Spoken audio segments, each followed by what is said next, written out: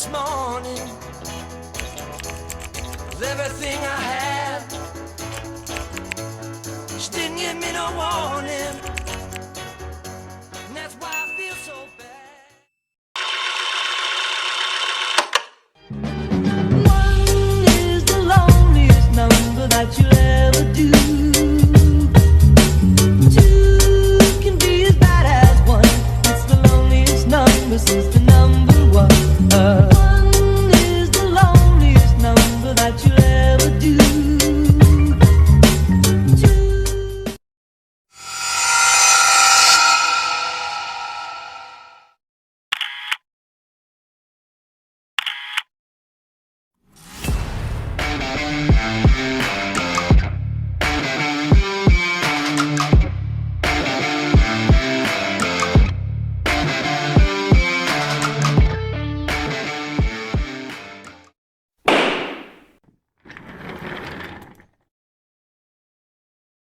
Will this meeting please come to order? To the honorable members of this corporate chamber, in passing the proposed policy on the privatization of our services, we aim to assure the positive stature of our organization while partnering with our private partners. We believe in the idea of fairness and democracy to rule in our proposed policy as we venture forward for progress. Let us unite for this meaningful cause of our institution.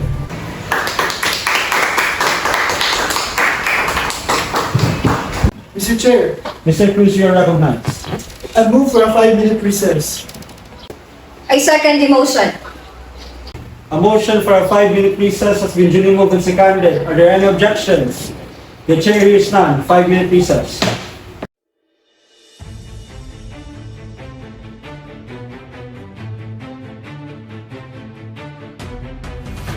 They really think that they can persuade this chamber?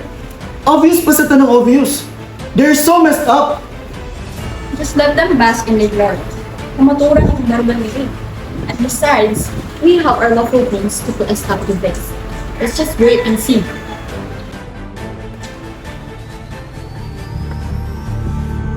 Mr. Chair, this your presentation, which is your Madam Reyes, you are recognized. Thank you very much, Mr. Chair. To swiftly conclude our meaningful discussion this morning, I move that we adjourn this meeting. I second the motion. A motion to adjourn this meeting has been duly moved and seconded. Are there any objections? The chair hears none. Meeting is adjourned.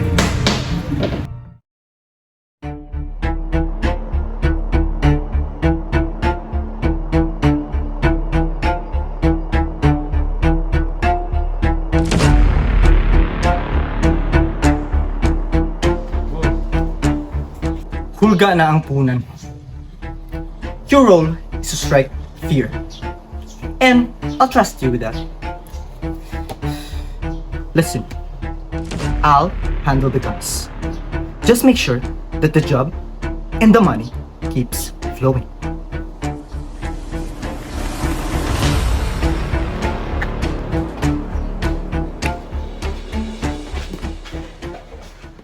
Yes.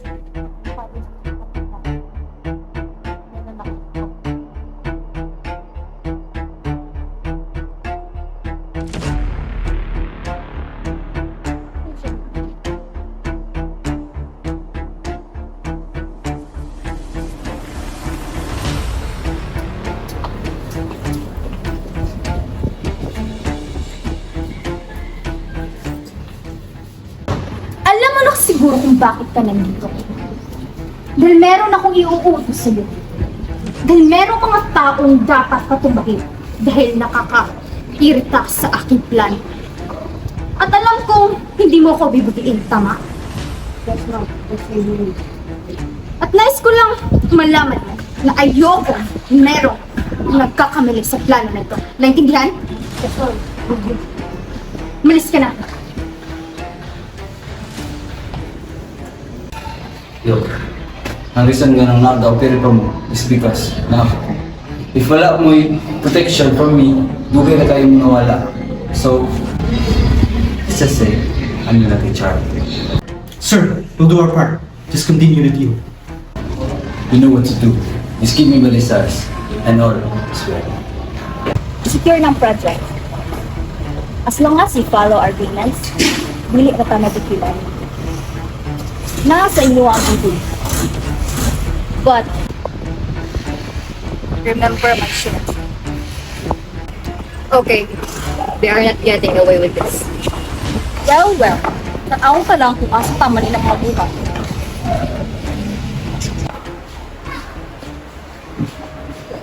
You know, Mr. Ramos, secrets have its own way of coming out.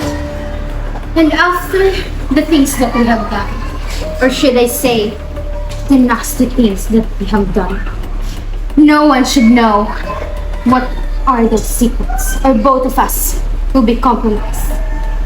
Understood? Well, Miss De La Cruz, this little secret of ours is what I'm willing to keep. Kailangan ako very well. And as you should.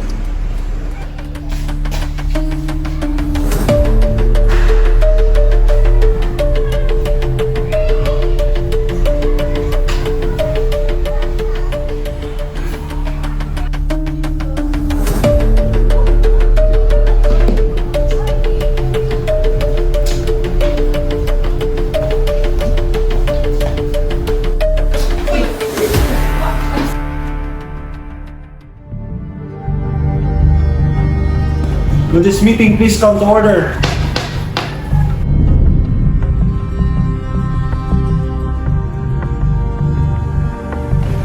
Mr. Chair, I have compiled preponderance of evidence that proves that De La Cruz, Ramos, Santiago, and Reyes have committed such violations that are subject for impeachment or removal in this organization, such as engaging into scandal that damage this organization's reputation, misusing of public funds, and dishonesty and misconduct while in the office. And I will formally present this to you, the evidences that I have compiled.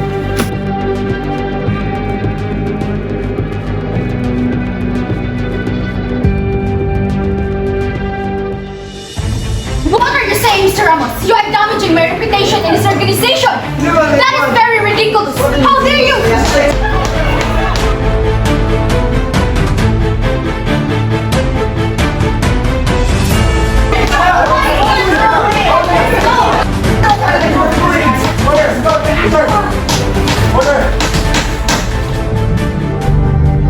Mr. Chair, this is the time to bring back the dignity for this chamber and to show the people that no one is above the law.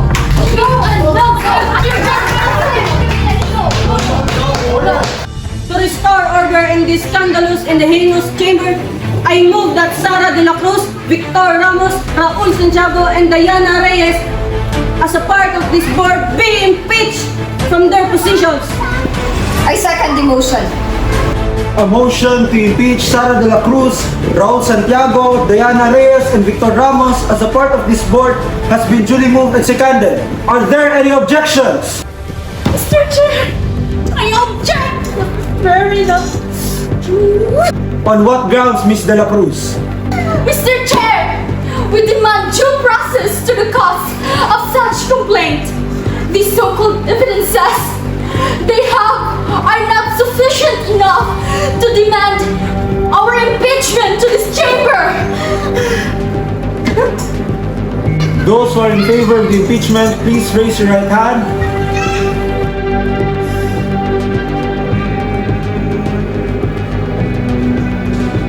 And those who are not in favor, please raise your right hand.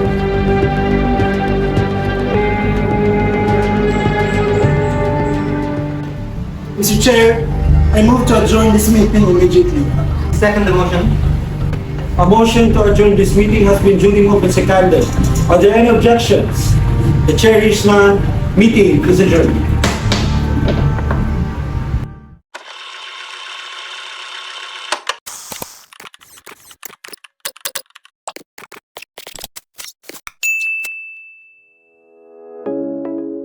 For our episode this afternoon, I will be asking 3 questions regarding to our topic. So let's start first with the first question. What is impeachment in the context of parliamentary procedure? Okay, thank you for that question. Impeachment is a process by which a legislative body or other legally constituted tribunal initiates charges against a public official for misconduct. So it may be understood as a unique process involving both political and legal elements. However, in the context of parliamentary procedure in an organization, it shall depend on the stipulations of the Constitution and bylaws, along with the express provision of the articles of impeachment. So, impeachment is an express power of the Congress of the Philippines to formally charge a serving government official with an impeachable offense. So, after being impeached by the House of Representatives, the official is then tried in the Senate. Article 11 of the Philippine Constitution provides who are these impeachable officers, to include President, Vice President, Justices of the Supreme Court, Chairman and members of the Constitutional Commissions, and Ombudsman. You may ask, what are the grounds for impeachment? Well, the same article under Article 11, Section 2, that provides the following grounds like culpable violation of the Constitution, treason, bribery, graft and corruption, other high crimes, and even betrayal of public trust. So in the context of the organization, the ground for impeaching the officers would depend upon the provisions of the Constitution and bylaws of the organization. No? More specifically on the stipulations of the articles of impeachment. Any more? Okay, question number 2, sir. What are the rules governing impeachment within organizations? Okay, precisely. The grounds would depend on the CBL. As I was saying a while ago, however, in the context of the constitutional provisions, the initiation of the impeachment case shall fall on the House of Representatives, which shall have the exclusive power to initiate all cases of impeachment. The rules and or process shall include a verified complaint, and this is filed by any member of the House or any citizen upon a resolution or of endorsement by any member thereof, included in the order of business that is within 10 calendar days, or 10 session days. It shall then be referred to the proper committee within 3 session days of its inclusion. Now, if the verified complaint is filed by at least 1/3 of all its members, the same shall constitute the articles of impeachment, and trial by the Senate shall forthwith proceed. Understand? So next step is that the committee, after hearing and by a majority vote of all its members, shall then submit its report to the House together with the corresponding resolution. And then discussion and the report follows. So a vote of at least 1/3 of all its members of the House shall be necessary either to affirm a favorable resolution with the articles of impeachment of the committee or override its contrary resolution. Consequently, trial and decision in impeachment proceedings will follow. The senators take oath or affirmation. When the President of the Philippines is on trial, the Chief Justice of the Supreme Court shall preside but shall not vote. Hence, a decision of conviction must be concurred in by at least 2/3 of all the members of the Senate. You may ask, what is the effect of conviction then? The subject is removed from office. He or she will be disqualified to hold any other office under the Republic of the Philippines. Thus, the party convicted shall be liable and subject to prosecution, trial and punishment according to law. You may ask further, sir, is there any limitation to this effect? Well, not more than one impeachment. Impeachment case now shall be initiated against the same official within a period of 1 year. So, a question on the other end, what is that 1-year bar rule for impeachment? The 1-year bar rule under Article 11, Section 3, Paragraph 5 of the Constitution provides that no impeachment proceedings shall be initiated against the same official more than once within a period of 1 year. So that is the bar rule period. Any more question?